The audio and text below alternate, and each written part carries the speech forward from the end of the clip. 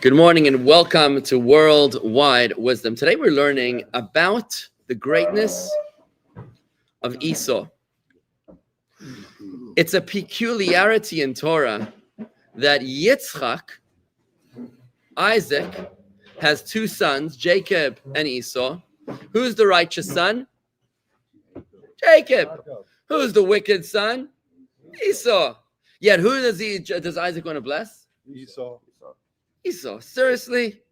And a lot of people that have a shallow understanding of Torah, they say, well, Isaac was old, he was feeble, maybe he was losing it, and he didn't realize he was deceived by his son Esau. Entirely inappropriate to speak that way about our saintly patriarchs and matriarchs. This is not how we interpret Torah. This is very shallow. This is superficial. It's a very weak understanding of what was going on. Isaac is the ultimate paradigm of what it means to be a Jew. And when the Torah tells us a story about him, it's not for historical narrative's sake. It's for the sake of eternal lessons that the Torah is trying to teach us. When Isaac chooses to bless Esau, it's because there's something sensational about Esau, far surpassing that of Jacob. And it seems that it was only some sort of a consolation prize that Jacob receives the blessing nonetheless when he deceives his father. Think about it for a second. Jacob wears the clothing of Esau, and he comes to his father. What does his father say to him? He says, how'd you come here so quickly? So he says, because Hashem helped me. Really? Are you Esau? Esau doesn't talk like that. So he says, yeah, come on over here. Let me feel you, because he was blind, right? So he feels you, and he what does he say? He says, the hands are the hands of Esau, but the voice is the voice of Jacob. What does that mean? He's like, I know who you are. And he proceeded to bless them anyways, right? He's like, look, I know you tried what you're trying to do, but he proceeded to bless them anyways, right? There's something profound in this narrative of last week's Torah portion, which really flows and creates the narrative for this week's Torah portion, the subcontext of this parsha as well, where Jacob is running away from Esau and understanding the enmity between these two, and why it is that Esau hates Jacob, why it is that Jacob is fleeing from Esau. What is it between these two that's oil and water? Why is it important for us to understand? I want you to know that the reason why we have financial anxieties is because of this exact dynamic. That's the mimer that we're learning here. The mimer that we're learning here is that the financial anxieties that every person inevitably will encounter, this is the words of King Solomon, Mayim, Rabim, the tumultuous waters, the financial anxieties, as the Alter Rebbe interprets them, the tumultuous waters will not extinguish the love, says King Solomon in the opening words of this discourse. And the rivers, the raging rivers, will not wash it away. Your soul's love is not only will your soul's love not be extinguished, it will actually flourish as a result of the financial anxieties. The theme of what we're learning here is why is it that by encountering financial anxieties, our souls will not only survive, but they'll actually thrive. So what we've learned so far is that the way that you neutralize financial anxieties is through meditation. And we spoke about the 5 different kinds of meditation. Quick recap, what are the 5 kinds of meditation as taught by Rabbi Shlomo Chaim Kesselman, who was actually my father's teacher in Kfar Chabad Yeshiva many moons ago. He taught the 5 forms of meditation. Number 1 is repetition. Mental replay, right? Mental replay of an idea in your head. Some people just don't do that. They just like the whole thing. Their mind, all it does is it just observes whatever's going on. They're like a moving commentary on whatever their eye sees. They don't actually ruminate on anything. Remember, for something to be kosher, an animal to be kosher, it's got to ruminate and have split hooves. What does ruminating mean on a spiritual level? Ruminating means that you have the ability to do level 1 meditation, that you chew over your ideas, the food that nourishes your soul. You're able to think it over and over and over and over. The second level of meditation is In your own words. Paraphrasing the idea in your own words. The third level of meditation is brainstorming, lightning out, letting everything just hit you hard, right? ADHD. Number 4 meditation is to do so with the intent of an emotional connection. Level 5 meditation is melting into intimacy, where you lose sight of yourself. It's not even level 4 meditation. Emotion is about myself. It's about how I feel. If I feel something, then it means that I exist. Yesh mi she'oyev, to quote the language of Chassidus, I exist and I feel. But it's like Manas says, I love you, right? So if there's an I comes first, I'm the dominant, I'm the subject. Normally a sentence is subject, object, verb, right? Well, whatever, forget it. So yeah, it's like I'm the object, right? It's all about me because I'm dominant.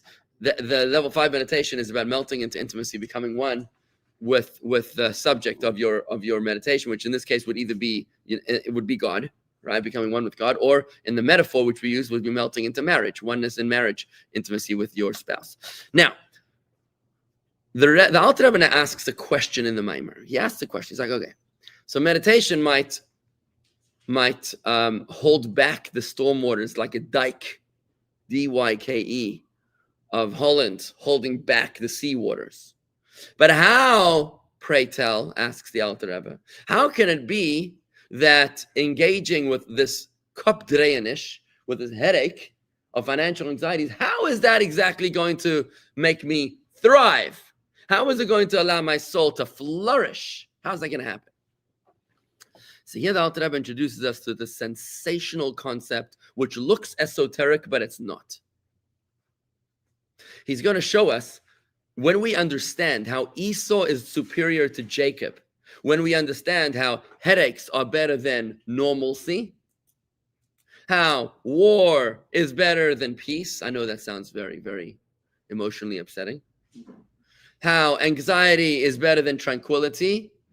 When we appreciate the benefit of the chaos over the order, it's then that we will appreciate and understand why financial anxieties will allow us to thrive much more than just merely surviving. The language in Hasidic parlance is tohu and tikkun.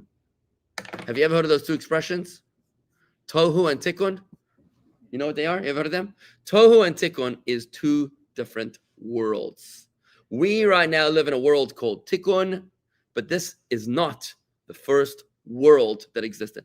I'm going to have to build some context over here. It's going to take me a little time to try to build the context. Flow with me, folks. But you understand the general context. We did the helicopter overview. Now we're boots on the ground. Now we're trying to do hand-to-hand combat over here on this idea, all right? Any questions coming in? Oh, I see we have Dr. Shore is with us. Look at that, from New York. Terry from Atlanta. We got Fran from Mexico today, and somebody from Ireland. Mazel tov. Okay, great. So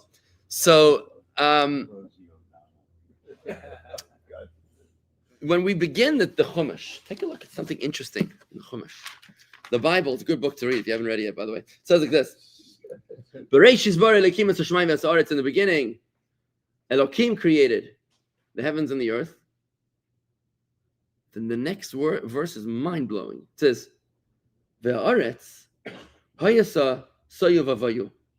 And the land was chaos and anarchy. The choshech and darkness al panei sahayim, over the abyss. Over the abyss. And the spirit of Elohim was hovering over the waters. What on earth is going on? I mean, on earth, mind the pun, right? But what is going on? And the land was chaos and anarchy and darkness over the abyss. What is he talking about? And the spirit of Elohim was hovering over the waters. And that's when Elohim says, Yehiyar, let there be light, and there was light. I mean, it's just the second verse of the Torah, and we're already lost. What's going on?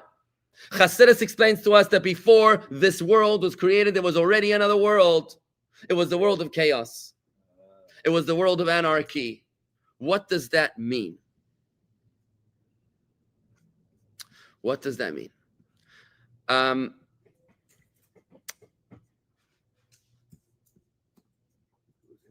When you start a company, I'm sorry, what were you saying?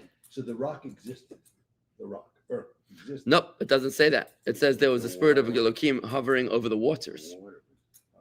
There's tremendous amount of Chassidus about this particular verse. But let's try to crystallize it here a second. When you're starting a business, let's say you're starting a business. How do you start a business? How do you start a business? Any ideas? Give me ideas, guys. You have a plan. Concept. Plan, concept. What else? What else? Come on. Money. Form a corporation. Partners of money. Not necessarily. Purpose. Talk to me more about this. What does that mean? Purpose. That means You got a dream. vision. Oh, now I want to tell you something very interesting. What just happened over here? The three people over here that gave suggestions. What did you say again? Plan. Corporation, and you said something else. He said money. Money. All the three of you, the three people at the table versus Herman at the outside over there. The three of you, what you said was the body of the business. He referenced the soul of the business. Now, which is more important? Is it the vision? Is it the dream? Is it the passion? You need that. That's critical. But guess if you have passion without guilt, money, passion without a corporation, passion without a plan, what's going to happen? chaos. Chaos. That's what's going to happen. Now, Reb Mendel over there is his line of business is in something called EOS. I think that's how you pronounce it, which is about training, aligning. Organizational systems. Organizational system, which means aligning passion with purpose, with practice, passion and practice. In other words, it's very nice to be a visionary, but if you're a visionary with a head in the sky and feet off the ground, what's going to happen to your business? You won't be able to make payroll. Beach ball bouncing in the waves. It's like a beach ball. Oh, very good. We got Michael here. This is awesome. Michael's a business coach over here. Perfect. So it's like a beach ball bouncing in the waves. It's very nice, very colorful beach ball. Yeah. Very pretty, but you can't run a business like that, right? So the problem is that when you have passion, you got people like this. You got visionaries. You got dreamers. You got people that they're not afraid of anything. And then the other part of us, other part of society, they look at them. They're like, I don't know what planet you live on, but we should have a $50 million Kiddush this Shabbos. You have people like this. There are people like this, and they're like dreamers. And then you're like, I don't know where you come from. I don't. And then you got the other people. They're like, the budget. Have a cup of water. Everybody, exactly. We should have a cup of water. Not too thick of plastic cups. It should be the thin paper cups because we're saving on the budget. And what do you have with these guys? These guys, they're like, nobody's coming. Bureaucracy. Right? It's like government bureaucracy. Nobody's showing up. It's just way too boring. It's functional. I guess it works because you kind of make the budget. But there's no life. So you need both, right? You need both the passion as well as the structure, right? So both answers were correct. Look at my cell phone, right? There's my cell phone, which has got two parts to it. You got the iPhone, which creates the whole hardware, let's call it. And then there's Verizon, which provides the software, which is more important. It's very nice to have an iPhone 17, but if you're not connected to the network, I'm trying to get on my Peloton. I'm trying to get back on my Peloton. Problem is, it's there, it works, and the password works. It just doesn't connect to the system. It's like some sort of an error message. I hope they have customer service or something. Because I'm trying to get back on, and I can't because I can't log in because the thing over here, we made a whole little room for it, and now we're able to, to sit on it without waking anybody up. We're gone, but it doesn't connect to the network. So I got all the hardware, but the software just doesn't flow. So what am I supposed to do, right? Behind every project, you got your action powered by your motivation. And this is what is called in the language of Hasidus, oiros, lights, and kalim, vessels. Lights and vessels. Now, we've studied this before. This is a theme that recurs, but it sounds abstract, but it's actually very practical. Right? It's actually very practical. There's the passion, and there's the, Khan and I, we moved here. We're like, okay, we're gonna build a massive Jewish center in Palm Beach Gardens. It's gonna be amazing. We're gonna connect with every single Jew, no Jew left behind. That's the passion. But without, honestly, every one of you serving as a financial pillar of support, that dream just can't take root.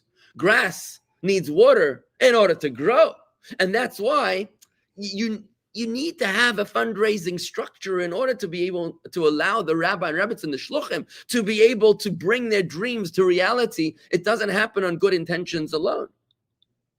Somebody once offered the Rebbe in the very early years of the Chabad House movement in the 1950s. It was very, very, very, very difficult for Chabad rabbis to raise money. It's extremely difficult. I know the Chabad rabbi in the Dnepropetrovsk. Don't ask me to smell that word. The Chabad rabbi of Dnepropetrovsk was today. He's running the world's largest Jewish center. Okay, but he's got 7 skyscrapers called the Menorah Center. It's like the largest, biggest building in all of this capital city of Ukraine. I think is it capital? No, Kiev is the capital. Sorry, in Ukraine. Somehow, thank God, it's not being hit by the rockets, whatever. But anyways, he tells me that years ago when he went down in Shlichus, wasn't exactly wasn't a walk in the park, wasn't a bed of roses. He says that they would have to bury potatoes in the summer underground so they would have what to eat in the winter. Can you imagine? I mean, the depths of poverty and desperation. So in the early years of the Chabad house movement, somebody offered the Rebbe to have every Chabad house not have no need to fundraise. Why? How would that work? Because every Chabad house would have some sort of an insurance company in the back. So the Chabad house would attract the people to come on in. You know, the rabbi's doing the leg work. Bring somebody in, sell them life insurance, health insurance, car insurance, some insurance, right? And then, you know, the referral goes to the Chabad, and the Chabad rabbi wouldn't need to fundraise. Amazing, right? Sounds a great deal. The Rebbe rejected it outright for two reasons. Number one, the first reason was because if they are not financially engaged in supporting the Chabad house, then how are they going to feel a sense of ownership? How are they going to feel a part of it, right? It's only when you donated the kiddush, when you donated a sitter, when you donate to the operating fund, when you have an annual pledge, an annual commitment to your shul, that you feel like an owner. You feel like an investor, right? And after the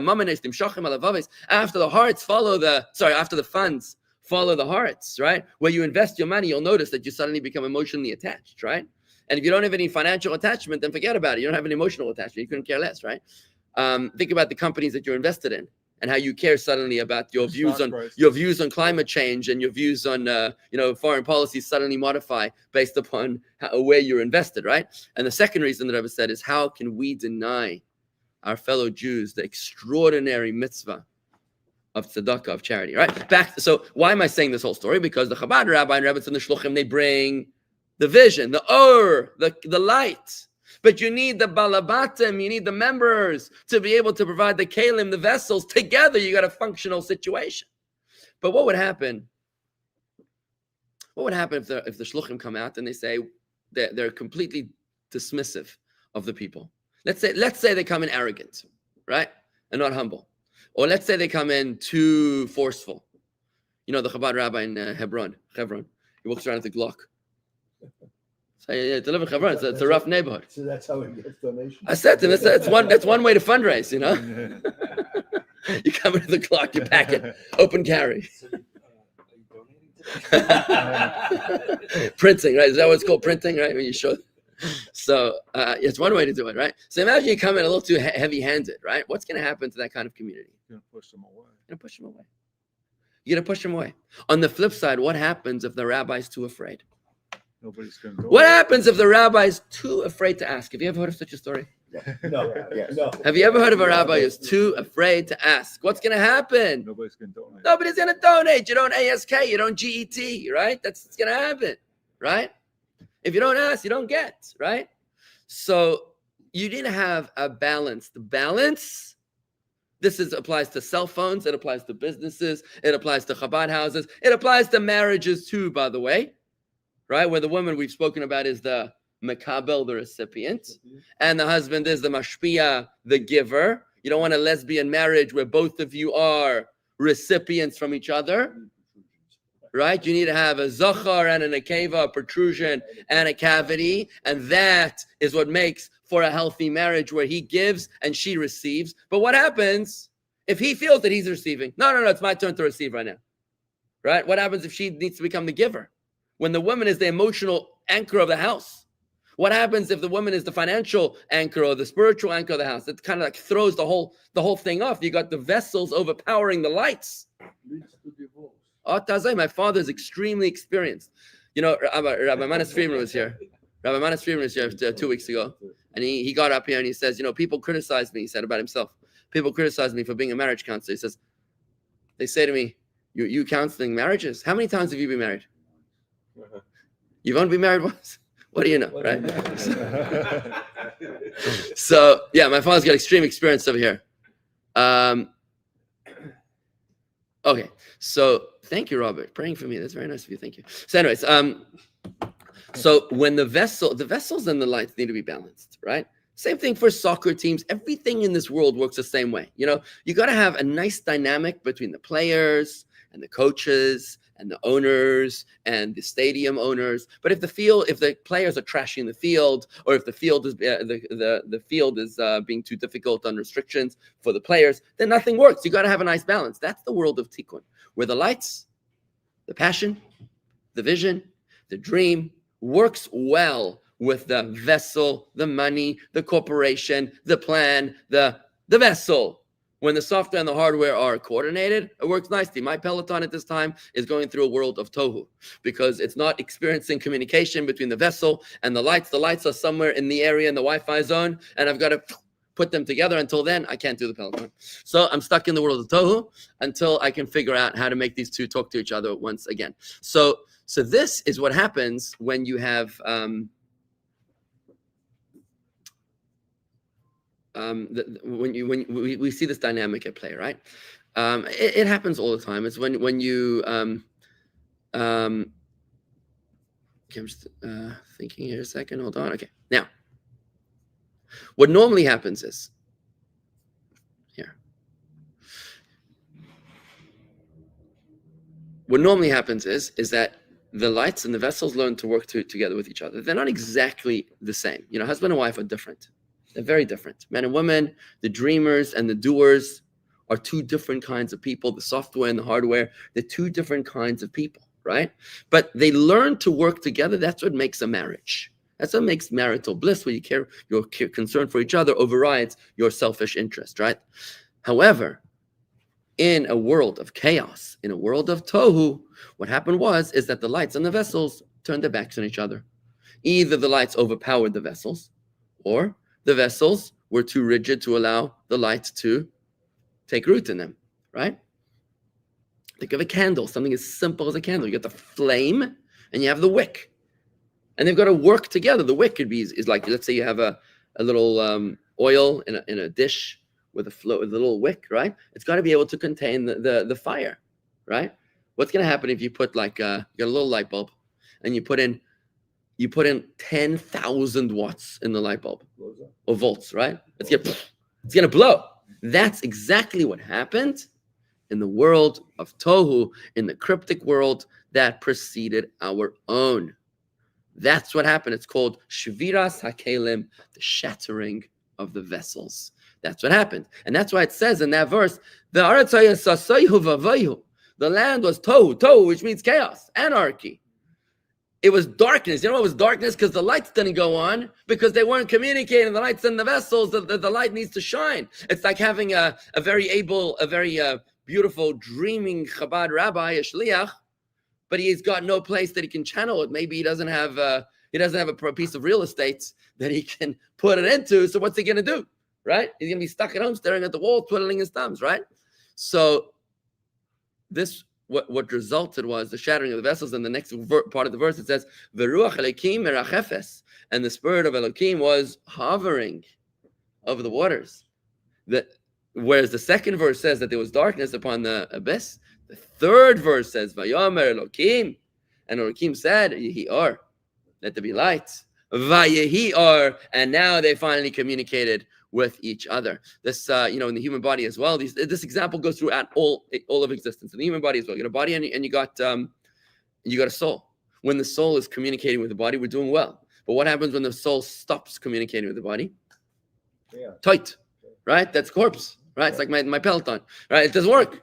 It just doesn't work, right? Or a part of the body might suddenly stop working, right? A finger. It doesn't get out, right? So you got a corpse. You got your finger, your arm, God forbid, stops working. You got a problem, right? That's an unhappy marriage. That's an explosion. That is what's called chaos. Now, the question is, why did God do it this way? Why did God have to first create chaos before he created purpose? Before he created, what's the word? Tikkun means, no, the word of tikkun means the world of order, structure. So why does chaos have to precede structure? So Chassidus explains that, imagine you're trying to write a book. It's not easy to write a book, because I find when I write a book that I'm overflowing with passion. It's like a tidal wave of passion. And the hardest part is finding the time, finding the mental space to channel it into. It's like this is the problem with ADHD, by the way. And this is why ADHD people kind of break down a lot, because they're so full with ideas. A normal person thinks one thing at a time. An ADD person is thinking 47 things at the same time. And they just don't know how to process it. They often shut down because the lights are overwhelming the vessels, right? This is what's going on. When you're trying to write a book and you just write, and you realize this is just no good. It's all over the place. So what are you going to do? You're going to throw it out. Are you going to throw it out?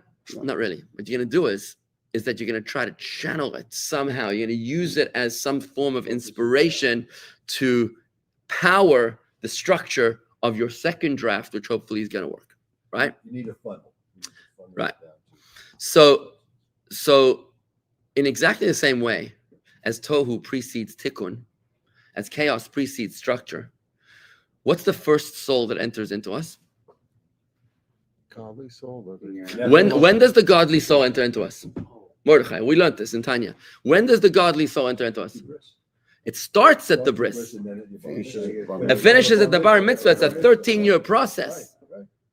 Right? It's a 13-year process. It takes 13 years to start coming in at the bris, and it finishes entering at the bar mitzvah. When does the animal soul enter? Right away. There's a discussion in the Talmud if it starts at birth or at conception or before conception. There's a whole discussion. The animal soul, the animal soul is already fully entrenched before the godly soul gets its shoes on. Now, the animal soul is tohu, is chaos, compared to the godly soul, which is tikkun. The godly soul understands function, understands purpose, understands balance, equilibrium. I'm here in this world in order to make this world a holy place. I'm here in this world to make this world a home for God. But the animal soul is just a wilde chai, is a pere adam, is a wilde mensch. What does he want to do? He just wants to procreate. He just wants to make money. He just wants to indulge. This is the animal soul. It's like a wild animal. Now, what's going to happen? If you take the wild animal, is a wild animal a bad thing? Is a raging ox a bad thing or a good thing? When is it a good thing? When it's used properly. When it's used properly. If you take the raging ox and you put a harness on it, a yoke, that's right, a yoke. You put a yoke on it. Now what's it going to do? It's going to walk around and around and around and around. It's going to thresh it's going to thresh your wheat, right? Imagine a human doing that. It would take you much longer. It's going to pull your wagon, right? It's going to be able to do much, much more than you were capable of doing by yourself. Because remember, the world of Torah is defined by passion. It's just misguided. The world of Tikkun is defined by structure, which is downright boring. So if you're able to channel the power of Tohu, the raging bull, and turn it into something that works for your godly soul. You make a marriage. You teach them how to work together. Now we're talking. And I want to say one more example is just something that just came to mind before your question. The ox, I said, shucks, slipped my mind. Go ahead. I'm sorry. So is that why? You know what just happened, by the way? I shouldn't give you an example. What just happened to me? What just happened to me was Tohu. Of course. I had an inspiration that's called Chachma. Chachma, right? The Chachma is, and I just remembered what it was, by the way. So I just went through the process of Tohu and Tikkun in my own head. I just remembered while I'm talking. What happened was, Tohu is like where the lights overpower the vessel, right? And my mouth was talking while my brain was like, what's the word? Level 3 meditation is brainstorming. My brain was brainstorming while my mouth is talking. My mouth should have been focused. My mouth should have stopped. It was a disconnect, right? So I was like, too much light for the vessel to process, so I forgot it. But then when I started talking about the inspiration, even though I didn't grasp it yet, I was like, oh, I just remembered what it was. I'm going to tell you what it was before your question, because I want to channel Tikkun into Tohu. What I just remember was in Tanya chapter 1, it says that King David says, it's quoted in chapter 1 of Tanya, that King David says, "V'libi cholal b'kirbi," my heart is hollow within me. Hollow. What does that mean? My heart is hollow within me. The Alter Rebbe is defining what a tzaddik is. He says a tzaddik is one whose heart is hollow within him. We say, when we say in Shema Yisrael, "Ve'afta Hashem l'kecha," you shall love God your God, b'chol levavecha, with all your heart, right? Levavecha. Now, how do you say heart in Hebrew? Lev, lamed beis. Lev is a heart. Lev. Yeah, all right. You should love God with your heart. Now, it should say libecha, lamed, base, and the chaf is a suffix, which is a possession, which means your heart, right? So why is there levavcha, lamed, base, chaf? Or lamed, vase, chaf? Why is that an extra vase? Why is there two vases? There's somebody there, don't worry. There's people there.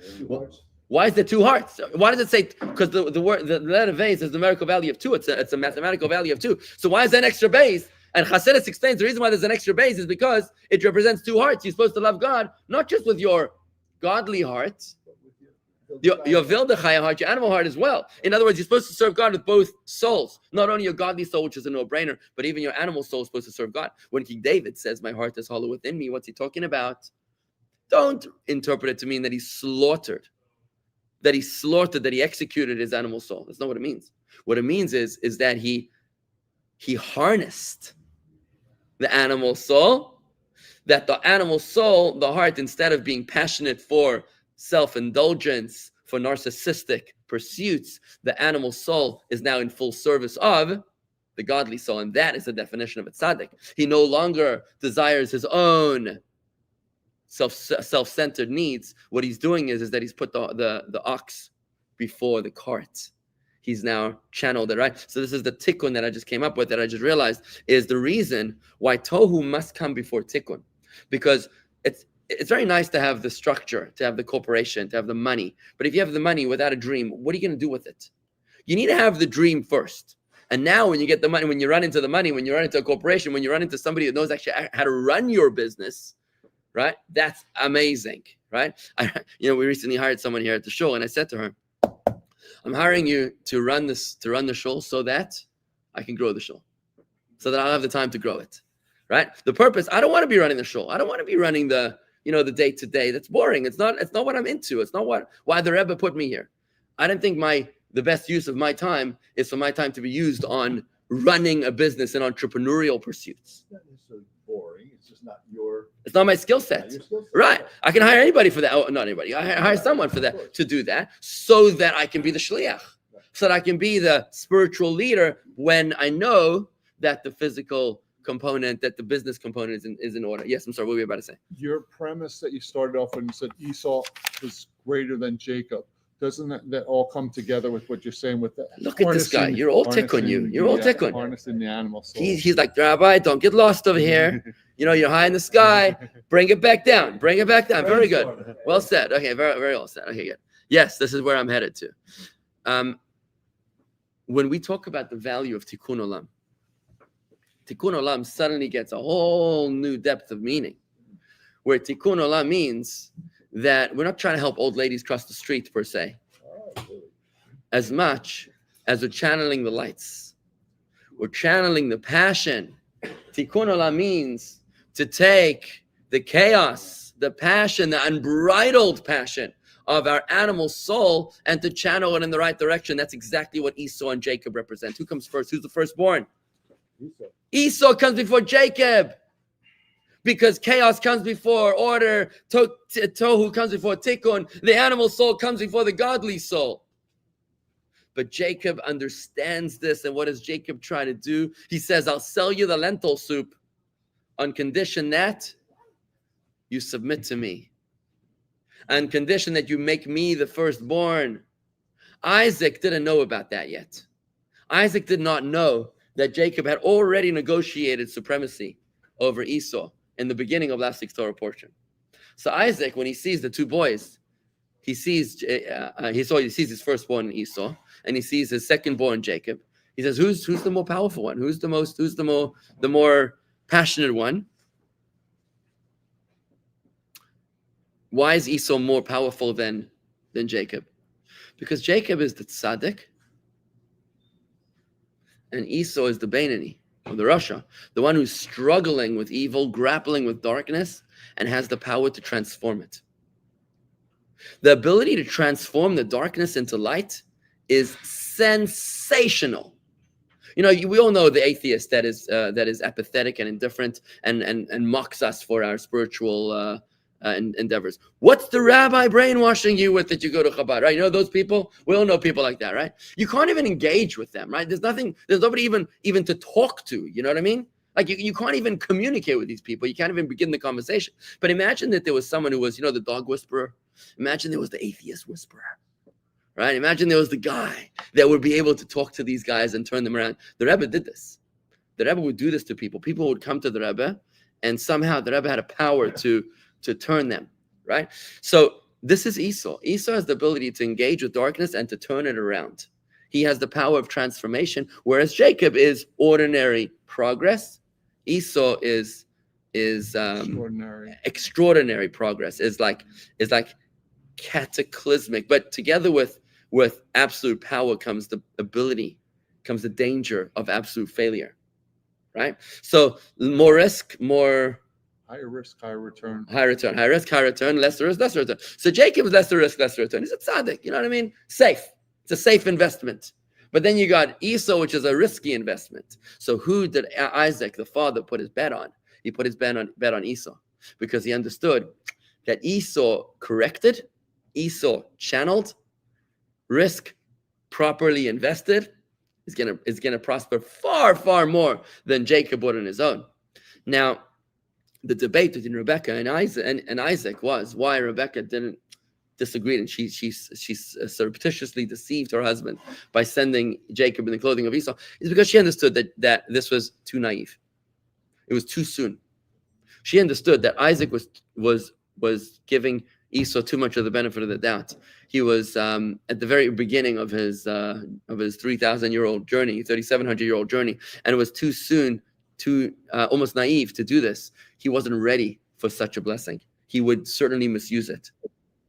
She said, listen, Jacob needs the blessing because, and by the way, by dressing Jacob in the clothing of Esau. When Jacob understands, he says, when he calls his bluff, and he says, the hands are the hands of Esau, but the voice is the voice of Jacob. He's like, oh, Isaac is saying on a deeper Hasidic level, he's saying, I didn't realize that you were capable of tohu too. I didn't realize that you were capable of deception, of cloak and dagger, of betrayal. What the word for clothing is in Hebrew? It's a fascinating word. The word for clothing, it's in this Torah portion. God, when the name God, the word for clothing is beged, which means a traitor.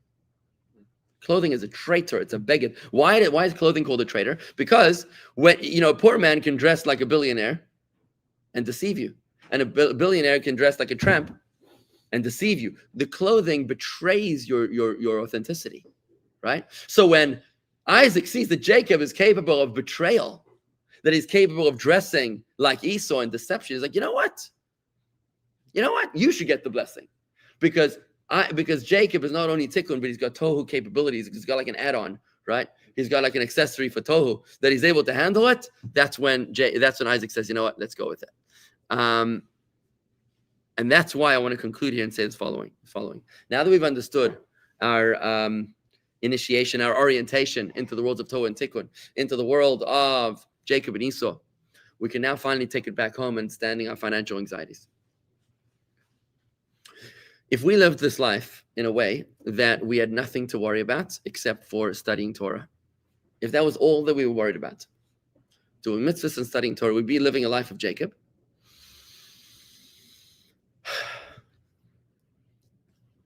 We'd be grappling with our godly soul all day, all night, and we'd never engage our animal soul. It'd be boring. Life would be straightforward, but it would be lacking in color.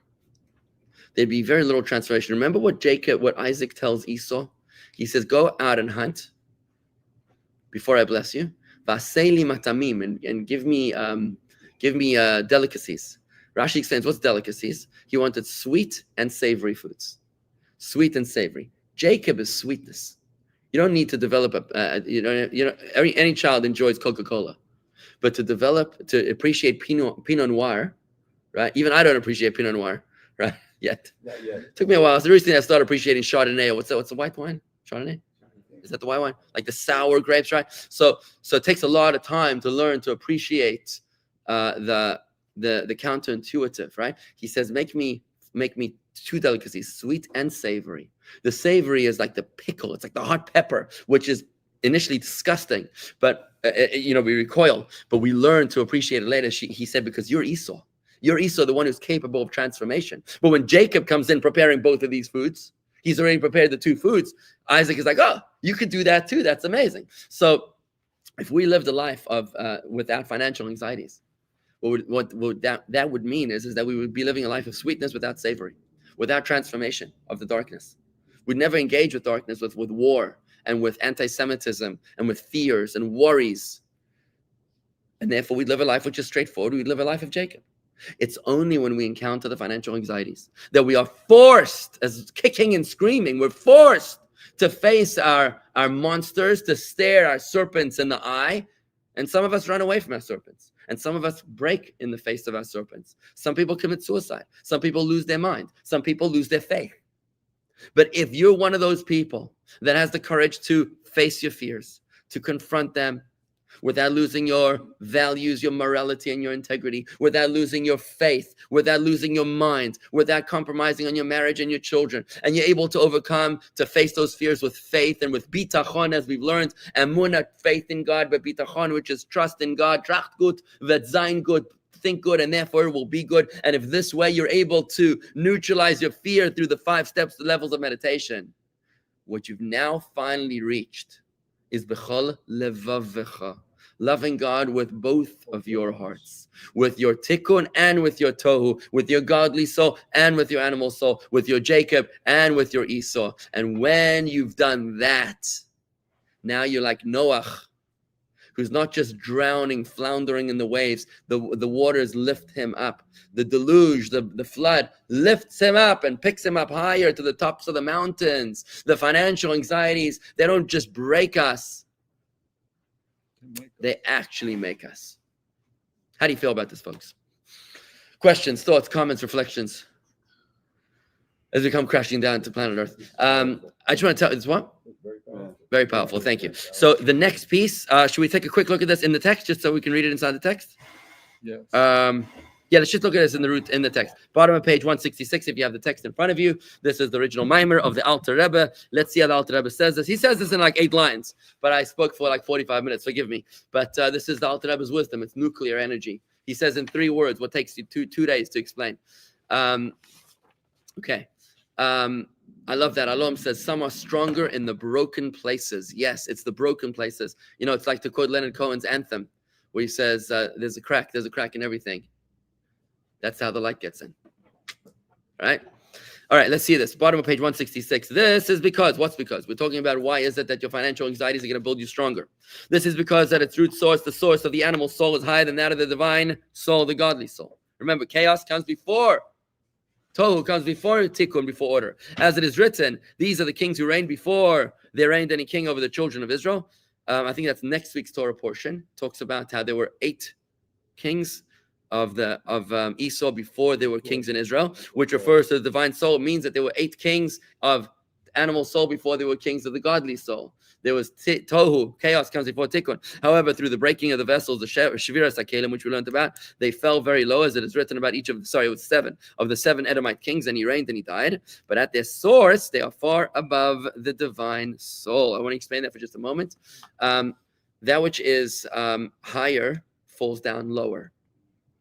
In this world, we have 4 kingdoms. We have the inanimate, the vegetable kingdom, the animal kingdom, and the human kingdom. Who's the highest? The human being is highest. But look at a funny thing. We need animals. Animals don't need us. We need vegetables. Vegetables don't need us. We need the inanimate, water and salt. That the inanimate doesn't need us. Isn't that funny? Why is it that we are sustained by that which is lower than us? Chassidus explains that the higher you are, the lower you fall, like a wall. If you have a wall that falls, the highest bricks fall furthest away. The lowest bricks, where my elbow is, they stay right there, the closest. So because the godly soul, the human being, comes from tikkun, lower, therefore he ends up higher. The animal soul starts off higher in tohu and therefore falls lower. It's interesting, Rashi says this really weird thing. Rashi says a really weird thing. Who was older, Esau or Jacob? Esau, right? But Rashi says, if you have a syringe and you put in the first one in is the last one out, because it's one. It's like such a weird thing that Rashi says. He's like, according to this, that any firstborn is really the secondborn. That's in accounting. First in, First in is last out, right? First in is last out. First and last out. But what's Rashi saying? Is he trying to undermine any firstborn in history now to say the first one in is really the last one out? So the second twin is really the firstborn? But what he's saying is the higher you are, the lower you fall. Esau is higher than... But he's the last one in. Is that what you're saying? Esau is the last one. No, Esau is the last one in. Esau had to be the Why is he the last last one in? Because he originates from higher. That's why. Because he starts to tell you. Now that we understand the Chassidus, now that we understand that Torah is higher than Tikkun, that chaos comes before order, now we understand that Esau is the last one in, and that's why he's the first one out. But the true firstborn has got to be Jacob, because that's the ultimate intention. Let's just finish this up. Therefore, even as they have fallen below, they have power which is superior to that of the divine soul. That's why the inanimate and the vegetables and the animals feed us. They sustain us. We don't sustain them, because their source is from the aspect of kingship, melucha, which means sovereignty. Moreover, humans receive their vitality from animals and foods beneath them on the food chain, and without these for lower forms of life, people cannot live, whereas the foods do not need humans in order to survive. All this is because at the highest root above, stemming from tohu, they are much higher than the souls. And this is the sensational life-changing chidush of the Alter Rebbe in this amazing life-changing discourse. What the Alter Rebbe is telling us is that your financial anxiety is what doesn't kill you, is going to make you stronger. Don't be intimidated. Don't be afraid. It's a test. Hashem has sent you the financial anxieties as a gift. I know that hurts like hell. I'm sorry. God has sent you the financial anxieties as a gift so that you can meditate your way through greatness, to incorporate your animal soul, which deals with the financial anxieties. When your animal soul is turned, your power is going to be incomparably greater. L'chaim. L'chaim, Masico. Yeah. For this week's